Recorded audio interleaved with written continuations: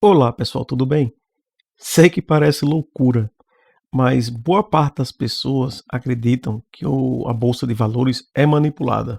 Por volta de 41% das pessoas que não investem na bolsa de valores acreditam que a bolsa de valores é manipulada. Mas a parte mais interessante é que 56% das pessoas que investem no mercado, na bolsa, ou seja, mais da metade, concordam com isso. E nesse vídeo eu vou falar sobre algumas das várias formas que o mercado de ações é manipulado. Imagine, muita gente compara a bolsa com um cassino. E se você fosse para Las Vegas, por exemplo, e fosse jogar cartas, você poderia até sentar na mesa. Mas se você visse como o dealer tem prática com as cartas, você pensaria duas vezes antes de jogar. E investir na bolsa muitas vezes faz a pessoa se sentir assim. Não tão óbvio quanto o dealer com as cartas, porque devido à prática, mas o sentimento seria o mesmo. E o motivo é que o mercado de ações é manipulado de uma forma muito mais discreta e algumas vezes até secreta. Aqui eu vou falar muito da bolsa americana, que como ela é muito maior e influencia as bolsas mundiais, fica fácil de você entender o que acontece. Ou seja, eu vou falar aqui de algumas formas que as pessoas estão convencidas que o mercado de ações é manipulado contra elas e maneiras que você pode usar isso para o seu próprio benefício. E com isso responder aquela questão, tentar responder aquela questão, se o mercado de ações é realmente manipulado ou não. Vamos começar com o primeiro exemplo no qual as pessoas pensam que o mercado de ações é manipulado. O primeiro é um que eu tenho certeza que você já ouviu falar, que é o insider trading, ou também como é conhecido de informação assimétrica. Isso nada mais é que quando um lado tem acesso a informações privilegiadas, digamos assim, que os outros não têm acesso. Isso dá uma vantagem a essas pessoas que tiveram acesso a essa informação em relação às demais. E um dos exemplos mais famosos de um inside trading que foi considerado ilegal foi com a empresa chamada ImClone e a Martha Stewart, quando ela foi capaz de vender 4.000 ações dessa empresa exatamente antes do FDA americano rejeitar um remédio chamado Erbitux, que era supostamente para ser usado no tratamento do câncer.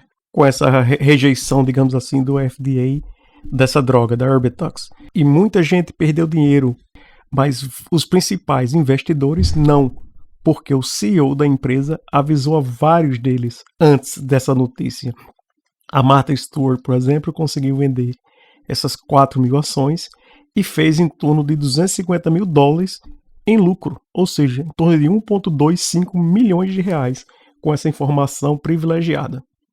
E isso é considerado ilegal. E foi exatamente por isso que a Martha Stewart foi condenada a 5 meses de prisão e pagou uma multa de 30 mil dólares. Exatamente, ela pagou 30 mil dólares e fez 250 mil dólares de lucro. Mas é importante também destacar que nem todos os insider trading são ilegais. E tem vários exemplos, eu vou citar um aqui que, por exemplo, é muito usado pelos congressistas americanos que dão uma vantagem a eles em relação à população. E é considerado totalmente legal. Essa parte, as informações não são minhas, tá? Foram publicadas no Reddit pelo Superstonk. Vocês podem encontrar lá. E esse material mostra como o governo e os políticos podem colocar e trabalhar com o mercado de ações de uma maneira que dá vantagem para eles em relação ao público em geral. Lembrando que esses políticos que estão lá, tanto nos Estados Unidos como no Brasil, em teoria, deveriam representar o povo, os seus eleitores. Mas quando chegam lá, como sabemos, muitas vezes eles representam os interesses das grandes corporações. E devido a representarem o interesse dessas corporações, dessas grandes empresas, muitas vezes eles recebem informações privilegiadas que dão vantagem a eles em relação aos demais. E aqui eu vou usar alguns exemplos de políticos americanos. A primeira pessoa que eu vou usar aqui, ela se chama Janet Yellen. Ela é a secretária do Tesouro norte-americano. Olha a posição, a secretária de Tesouro. Ela é indicada pelo presidente dos Estados Unidos, basicamente para fiscalizar os bancos, pagar as despesas do governo americano e fazer a coleta de impostos, a cobrança de impostos. Ou seja, basicamente tudo que tem a ver com dinheiro, ela está envolvida, ela é responsável por isso. E é aqui que começa a ficar interessante. O salário dela anual nos Estados Unidos como secretária de Tesouro é em torno de 221.400 dólares. Um bom salário. Mas aí é que fica interessante. Como ela era uma funcionária do governo americano, ela tem que publicar os seus ganhos anuais. E a sua publicação, como você está vendo aqui no relatório dela, ela fez 7,2 milhões de dólares nos últimos 12 meses. E eu não sei vocês, mas eu acho que isso é muito dinheiro, 7,2 milhões de dólares, para uma pessoa que, em teoria, está lá para representar os interesses do povo. Lembrando que eu estou usando ela apenas como exemplo, né? Isso é muito comum na política americana e se você transferir para o Brasil, não deve ser muito diferente. A vantagem de usar essas informações aqui é que são públicas e aí você consegue ver muita coisa interessante. E aí dá uma boa indicação de por que muita gente acha que o mercado de ações é manipulado. Ao se olhar os números que estão no relatório dela, você vê que ela tem vários contratos de prestação de serviços, de palestras, de consultoria com empresas. E boa parte dessas empresas, na casa das centenas de milhares de dólares, são bancos americanos que, em teoria, ela deveria estar fiscalizando. Para ser honesto, se ela fosse uma funcionária de uma empresa privada, isso não seria nada extraordinário, nada fora do ordinário. Mas, como ela é uma funcionária pública responsável por representar a população americana e o governo americano fiscalizando exatamente esses bancos, se torna uma situação muito complicada. Então, só com isso aqui, você já acha que o mercado é manipulado? Tenha calma, que o buraco ainda é mais embaixo. Por exemplo, no começo de 2020, o Comitê de Saúde do Senado teve uma audiência onde foram comunicados do início de uma pandemia, que vocês já sabem qual é. E muitos deles venderam suas ações, suas posições em várias empresas, baseado nessa informação privilegiada antes de que fosse tornada público. E aí você pode falar que isso pode ser considerado também insider trading, que eles foram dados informações privilegiadas antes de qualquer pessoa, e seria considerado ilegal, o que não é, em teoria, e vou aqui dar exemplos de por que não.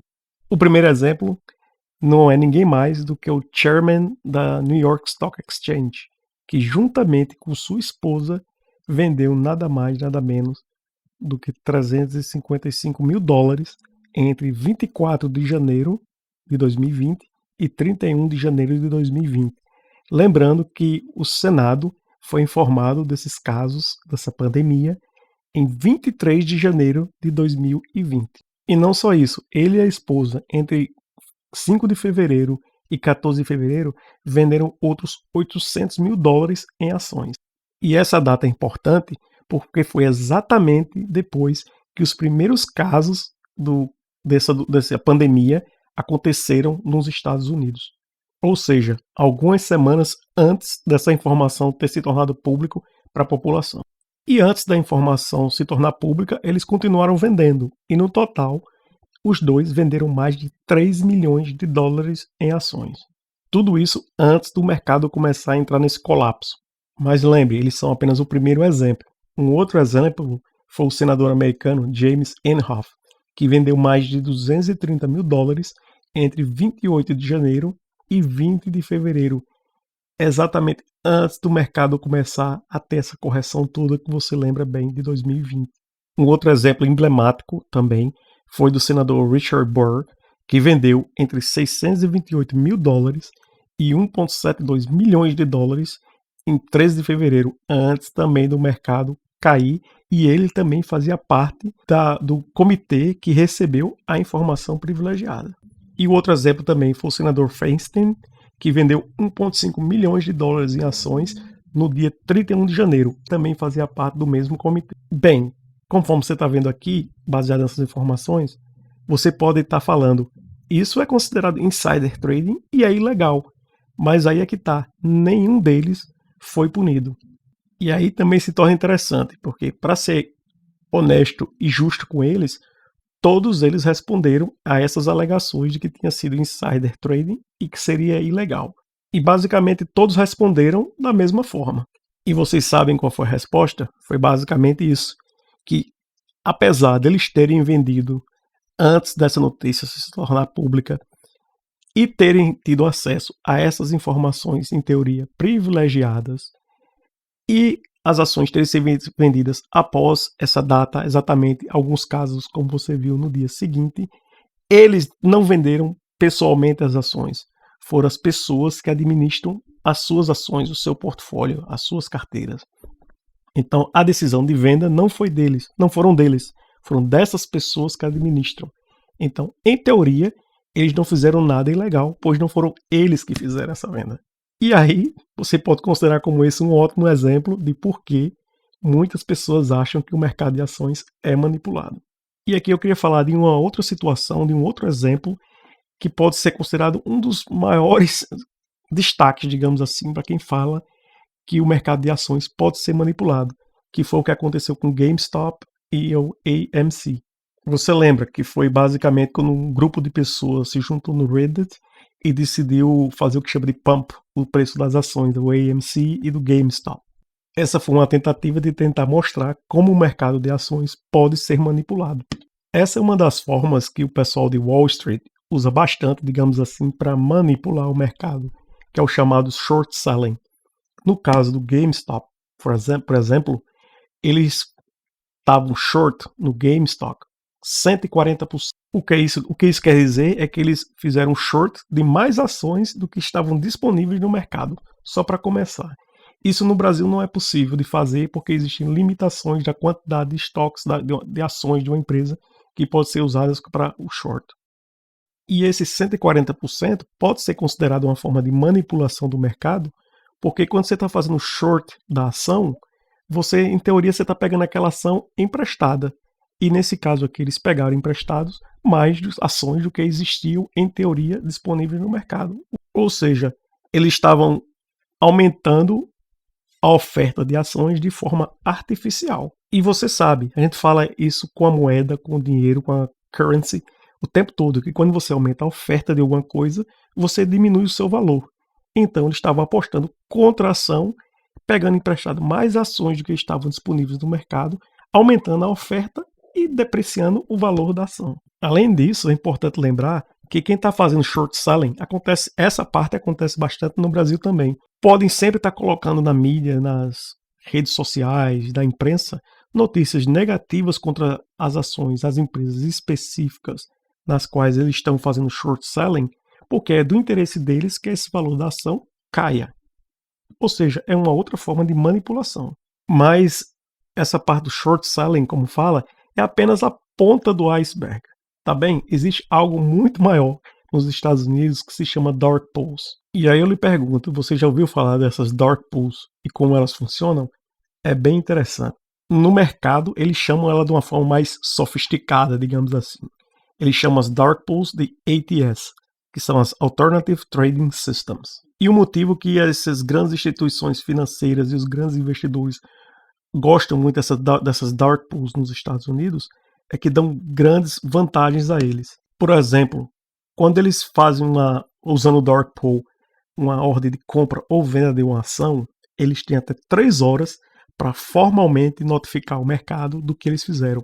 Ou seja, isso dá mais tempo ainda para eles comprarem ou venderem ou fazer qualquer coisa com uma ação específica antes que eu saiba, que você saiba, ou que qualquer pessoa que está negociando no mercado convencional possa saber.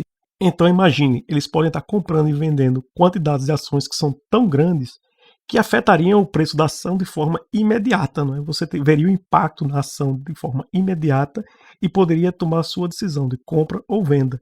Mas como eles usam essas dark pools, você só vai saber o que aconteceu 3 horas depois. Ou seja, eles têm uma vantagem enorme em relação a isso.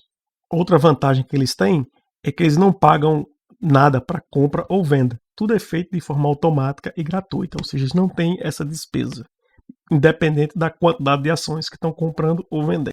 E além disso, dá uma grande vantagem quando eles querem comprar uma ação, e essa é a principal vantagem, porque dá a eles a possibilidade de comprar ações abaixo, inclusive, dos valores que você ou eu estamos vendo na bolsa de valores. Isso eu estou falando da bolsa americana, tá? Ou seja, dá uma vantagem ainda maior. Eles conseguem comprar qualquer quantidade, volumes enormes, sem mexer no preço atual da ação, não pagar taxas por essas transações e ainda comprar um pouco abaixo do valor que está no mercado no momento. Vamos considerar aqui um exemplo hipotético, em teoria. Vamos pensar que o próximo iPhone, por exemplo, sei lá, iPhone 13, 14, 15, o que fosse ser lançado e tivesse a notícia interna, eu como um administrador de um grande fundo, por exemplo, que tivesse acesso a esse dark pool, que esse iPhone ia ser horrível, que ia ter problemas e que ia falhar no mercado, eu poderia ter a opção de antes vender todas as minhas ações no dark pool, antes que o mercado soubesse. Não só isso, os outros grandes investidores que também têm acesso ao dark pool iam ver que eu estaria vendendo essas ações e também teriam a chance de vender antes. E quando o mercado em si, as pessoas físicas e as empresas que não têm acesso a esse dark pool tivesse essa informação, já seria tarde. Entendeu? Não só contando isso, vendendo as ações e poder inclusive fazer o short dessas ações. Então as vantagens do dark pool para esses grandes fundos é enorme. E esse é só um dos exemplos, uma das técnicas que esses fundos podem usar, essas dark pools, para terem vantagem em cima do investidor pessoa física. Isso deveria ser considerado totalmente legal, pois é como o mercado de ações funciona.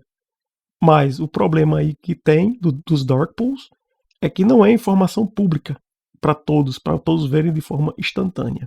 E aí é que tá, né? Porque os dark pools podem ser operados, digamos assim, a portas fechadas, sem informações tão públicas assim e sem tanta fiscalização por parte dos órgãos competentes. E isso nos Estados Unidos, o que fere bastante o investidor, pessoa física, o investidor normal que usa a New York Stock Exchange, a Nasdaq, a B3, a que for, da forma convencional, como eu e você utiliza. E na minha opinião, esses dark pools são um dos principais motivos que realmente as pessoas consideram que o mercado de ações é manipulado. E mencionando novamente a secretária do Tesouro americana, a Janet Yellen, ela é a pessoa que rapidamente está combatendo a parte das criptomoedas, que quer regulamentar as criptomoedas e a bolsa de valores em questão como um todo, digamos assim. Tudo está tentando regular, mas a parte das dark pools não toca. Você só precisa lembrar, quando eu falo dessa regulação que ela tentou e outras pessoas do governo tentaram fazer, e esses fundos, os críticos e tudo mais,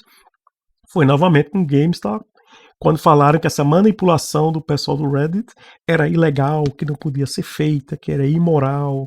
E aí chega aquela pergunta, não é, para você, me deixa nos comentários. Você acha que o mercado de ações é manipulado ou não? Alguns vão dizer que sim, outros vão dizer que não. Eu tenho uma opinião sobre isso também. Claro que isso acontece todos os dias. Tem pessoas aí que manipulam o mercado, têm acesso a informações privilegiadas, como você está vendo aí, congressistas, políticos, que no caso dos Estados Unidos é o famoso lobby, não é? Que no Brasil ainda não é considerado legal, digamos assim, o lobby. E isso faz parte da natureza humana. As pessoas, os políticos que recebem a informação, que vão tentar ter a vantagem sobre isso, tentar regular esse tipo de coisa como um todo, é como tentar regular a ganância humana. Não importa o que você faça, o ser humano sempre vai encontrar uma forma de burlar essas limitações e tentar ter uma vantagem nisso. E aí você vai se perguntar, não é, se vale a pena continuar investindo ou não no mercado de ações. Eu, pessoalmente, acho que sim. Não vale a pena simplesmente deixar de estar no mercado por causa disso tudo e colocar o dinheiro numa poupança, por exemplo. Porque eu, pessoalmente, acredito que o mercado daqui a 10 anos, 15 anos, 20 anos vai ser muito maior do que é hoje. E a bolsa, o mercado em geral é tão grande que não se tem como essas empresas, mesmo que elas queiram, manipular esse mercado o tempo todo de forma geral.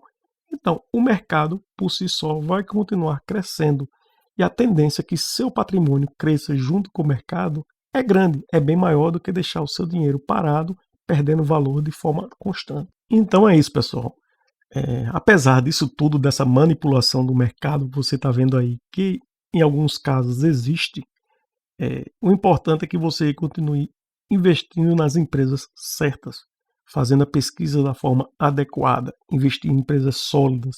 Se você é uma pessoa que está focando em dividendos, investir em empresas que são boas pagadoras de dividendos. Se você está investindo em empresas que buscam crescimento, investir em empresas que você acha que são sólidas, que têm grande potencial para crescimento, faça sua própria pesquisa, estude as ações, entenda onde elas estão, onde elas podem chegar, e com isso a tendência é que seus investimentos continuem a crescer. Tá bem? É isso aí, pessoal. Espero que tenham gostado do vídeo. Não se esqueçam de deixar um comentário, o seu gostei e seguir o canal, tá bem? Obrigado, até mais.